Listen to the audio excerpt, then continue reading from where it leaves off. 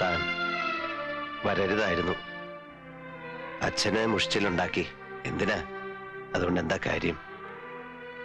എന്തിന്, എന്ത് കാര്യത്തിന് ഒന്നും ചിന്തിച്ചില്ല. വരണമെന്ന് തോന്നി വന്നു. ഇഷ്ടായില്ലെങ്കിൽ പോവാം. എനിക്ക് ആരുടെ ഇഷ്ടക്കേട് വാങ്ങണമെന്നില്ല. ഇഷ്ടക്കേടോ? ഞാനങ്ങനെ പറഞ്ഞില്ലല്ലോ. ഭാനു എന്നെ കാണാൻ വരുമ്പോ ഞാൻ ചെയ്ത തെറ്റുകൾ താൻ പൊറുത്തു എന്നല്ല ഞാൻ കണക്കാക്കേണ്ടത്. അതിലെനിക്ക് സന്തോഷമാണുള്ളത്. പക്ഷേ പിന്നിട്ട കാലത്ത് ചെയ്തു പോയ തെറ്റുകൾക്ക് ഞാൻ ഇന്ന് പലിശ സഹിതം ശിക്ഷ വാങ്ങിക്കുകയാണ്. അപ്പോ എന്നെ കാണാൻ വരിക, സ്നേഹമോ കാരുണ്യമോ ഒരു നോട്ടത്തിലൂടെയെങ്കിലും എനിക്ക് തരിക. അങ്ങനെ ചെയ്യുന്നവർക്ക് ഈശ്വര കോപം ഉണ്ടാവും.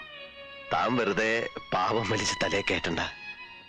ഞാൻ അറിഞ്ഞിരുന്നത് ഇയാളിന് ബലമുള്ളൊരു ശരീരം മാത്രമല്ല, അതിൽ ഉറപ്പുള്ളൊരു മനസ്സും ഉണ്ടെന്നായിരുന്നു. പക്ഷെ ഇപ്പൊ മനസ്സിലാവുന്നു, പാതി ചത്തു എന്ന് പറയുന്ന ശരീരത്തിനുള്ളിൽ മുഴുവൻ ചത്ത ഒരു മനസ്സാണുള്ളതെന്ന്. അതിനനുവദിക്കരുത്.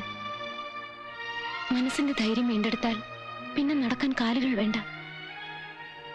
ക്ഷമിക്കണം, ഞാൻ ഉപദേശിക്കല്ല. അതിനും മാത്രമുള്ള ബുദ്ധിയൊന്നും എനിക്കില്ല. എനിക്ക് മനസ്സിലാവുന്നില്ല ഭാനുമതി.